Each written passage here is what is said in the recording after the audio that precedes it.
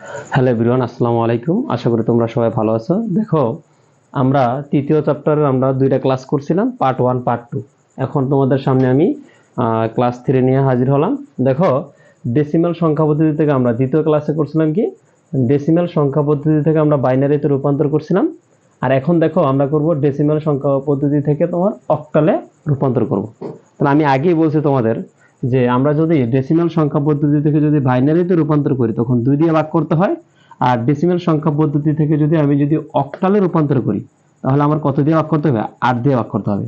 তাহলে আমরা এখন শিখব ডেসিমাল সংখ্যা পদ্ধতি থেকে আমরা অক্টালে রূপান্তর করব।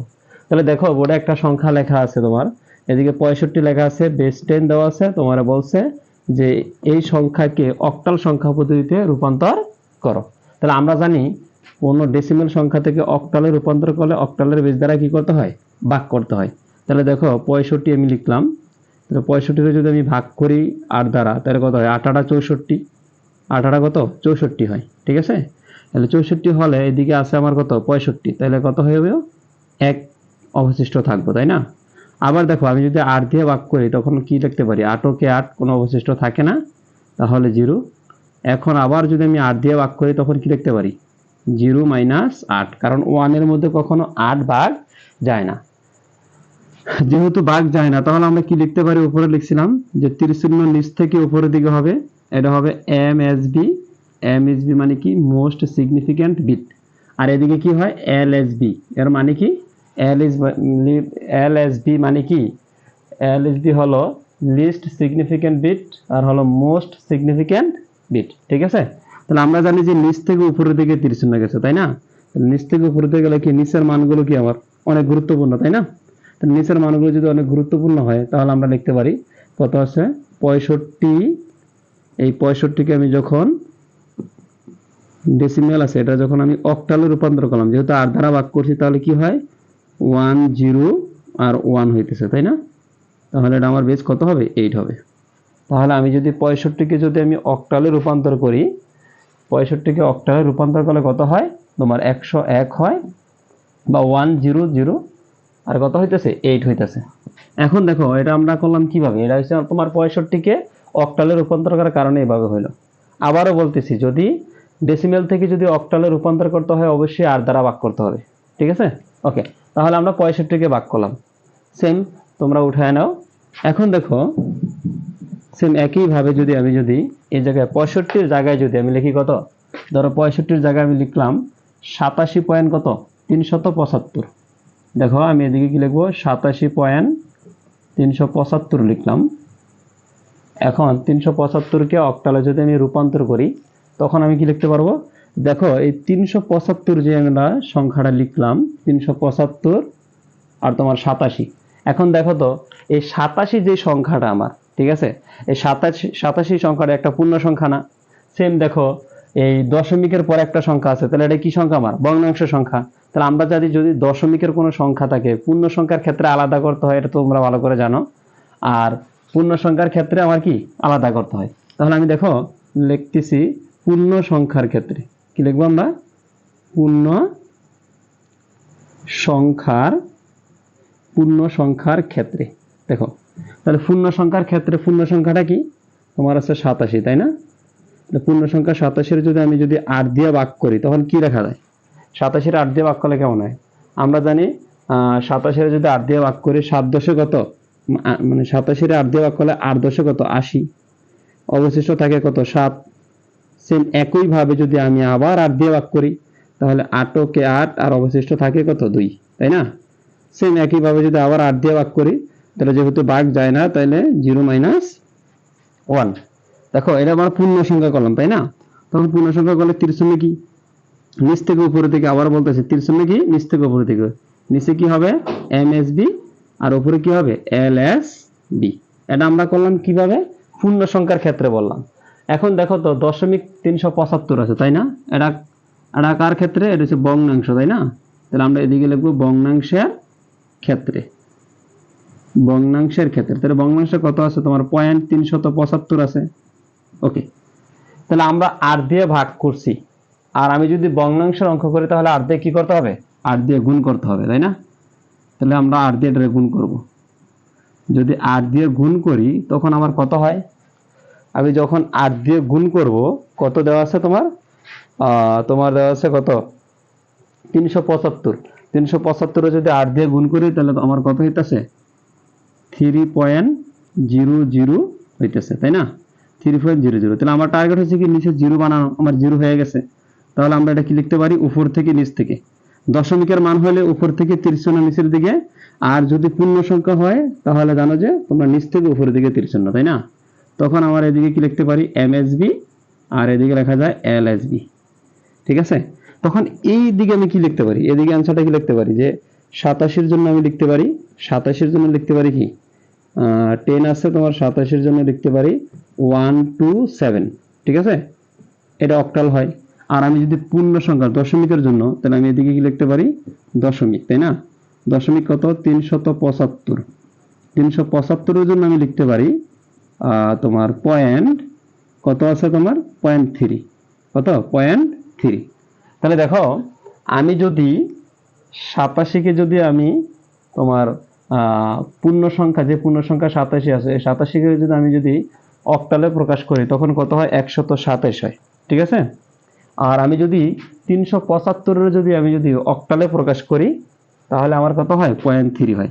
তাহলে দেখো, এদিকে 87 আর এদিকে কত? 375। তাহলে দুইটা যদি আমরা যোগ করি তখন আমরা কি লিখতে পারি?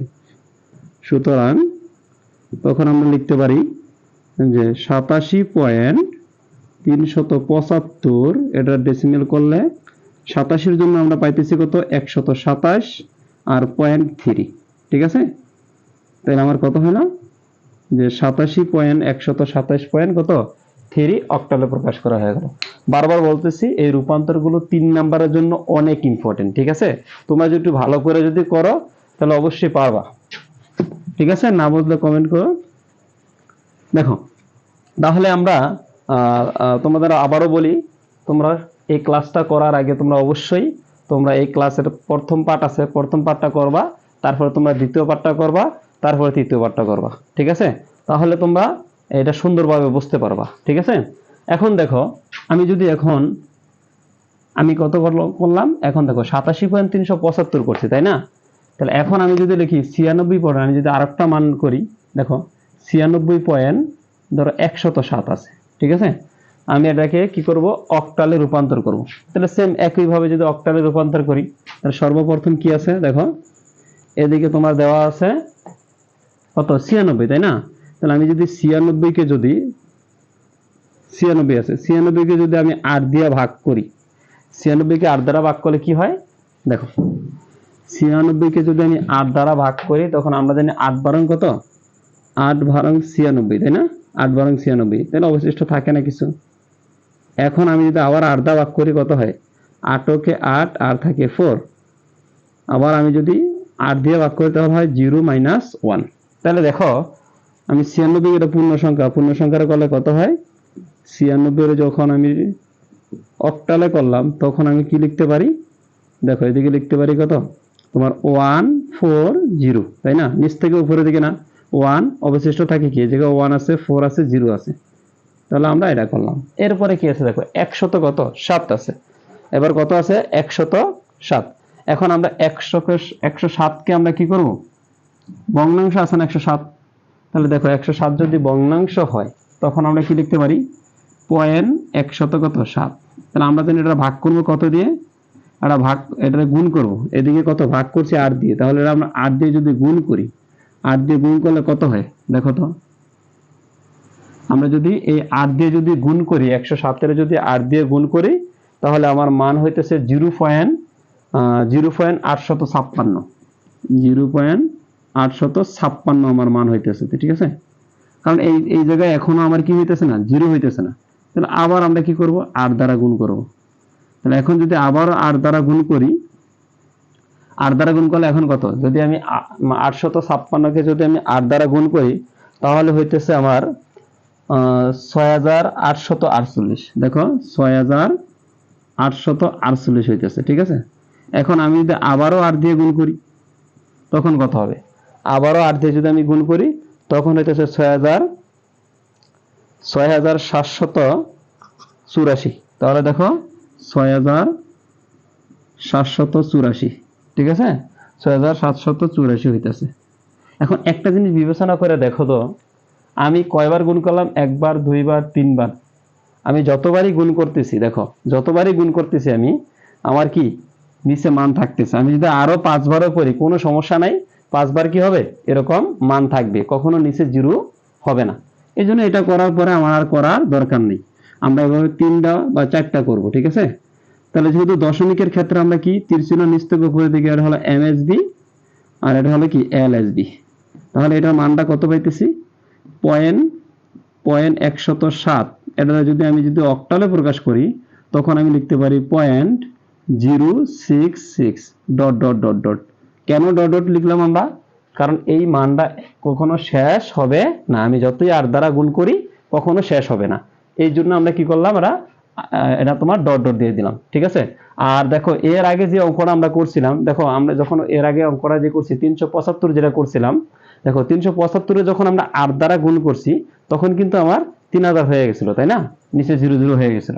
ওকে, আবারও বলি, তোমরা এই ম্যাথগুলো করার সময় তোমরা সবচেয়ে বেশি ভুল করো এই জায়গায়, ঠিক আছে। এই জায়গায় ভুল করো। ধরো আমি এই জায়গায় 8 দ্বারা গুণ করার পরে যে মানটা পাইলাম, এটা আবার কি করলাম? 8 দ্বারা গুণ করলাম। গুণ করার পরে দেখো তো এই জায়গায় 6848 হইল না? এখন তুমি যখন 8 দ্বারা গুণ করবা, অনেক স্টুডেন্ট আছে তোমরা কি করো, ফুল যে মানটা আছে তোমার, পুরা যে মানটা আছে পুরা মানটাকে তোমরা 8 দ্বারা গুণ করো। না, এটা করা যাবে না। কি করতে হবে? দশমিকের পরে যে মানটা আছে মানটাকে কি করতে হবে? 8 দ্বারা গুণ করতে হবে, ঠিক আছে। তাহলে আমরা কি লিখতে পারি? সুতরাং কি লিখতে পারি? দেখো তো, এদিকে কত আছে তোমার? 96 পয়েন্ট কত? 107, তাই না? এটা যখন আমরা অক্টালে প্রকাশ করলাম তখন কি লিখতে পারি? 96 এর জন্য হলো 140, আর তোমার এদিকে হলো 0.66, তারপর এদিকে তোমার ডট ডট। অবশ্যই তুমি ডট ডট যদি না দাও তাহলে তোমার এটা কি, এটা বেজ অবশ্যই দিতে হবে। আর তুমি যদি ডট ডট না দাও তাহলে তোমার এই ম্যাথটা কাটা যাবে, ঠিক আছে। তোমরা কিছু নাম্বার পাইতে পারো কিন্তু ফুল নাম্বার তোমরা পাইবা না, ঠিক আছে। তাহলে দেখো, এটা বুঝতে যদি কোনো সমস্যা হয় আবারও আমি বুঝিয়ে দিতেছি। দেখো এদিকে আছে কত? 100, মানে শুধু 96 পয়েন্ট কত? 107 আছে, তাই না? তাহলে প্রথমে আমরা জানি যে 96 হচ্ছে একটা পূর্ণ সংখ্যা। তাহলে পূর্ণ সংখ্যার ক্ষেত্রে 96 কে আমরা কি করলাম? 96 ডেসিমেল থেকে আমরা অক্টালে এটা প্রকাশ করলাম। সেম দেখো পয়েন্ট আছে কত? 107। 107 হচ্ছে তোমার ভগ্নাংশের ক্ষেত্র। তাহলে ভগ্নাংশের কি করলাম? 8 দ্বারা যদি ভাগ হয় পূর্ণ সংখ্যার ক্ষেত্রে, ভগ্নাংশের ক্ষেত্রে আমার কি হয়? 8 দ্বারা গুণ হয়। তাহলে আমরা 8 দ্বারা গুণ করলাম। গুণ করার পরে দেখো আমরা 3বার গুণ করলাম, করার পরও আমরা নিচে কি পাইতেছি না? 0 পাইতেছি না। এই জন্য আমরা কি করলাম? এটা রেখে দিলাম। তাহলে আমরা কি করলাম? মান হচ্ছে কত? 0.066, এরকম মান অসংখ্য মান আছে, এই জন্য আমরা ডট ডট দিয়ে দিলাম, ঠিক আছে। তাহলে দেখো 96 এর জন্য মান পাইলাম 140, আর তোমার 107 এর জন্য মান পাইলাম এত। তাহলে আমরা মান বসাই দিলাম। এটা হচ্ছে আমার কি, তোমার এই অক্টাল থেকে, ডেসিমাল থেকে আমরা অক্টালে প্রকাশ করলাম। দেখো আমি প্রত্যেকটা বার আমি যখন বাইনারি থেকে, যখন ডেসিমাল থেকে যখন বাইনারি করছি তখনও কিন্তু আমরা 3টা অঙ্ক করছি, ঠিক আছে। এরকম আমরা ডেসিমাল থেকে যখন অক্টাল করব তখন আমরা 3টা অঙ্ক করে দেখাইলাম। অনেক অঙ্ক আছে বইয়ের ভিতরে, তোমরা প্র্যাকটিস করতে পারো। তাহলে আমি আশা করি তোমরা সবাই এটা বুঝতে পারছো। দেখা হবে তোমাদের সাথে পরবর্তী ক্লাসে।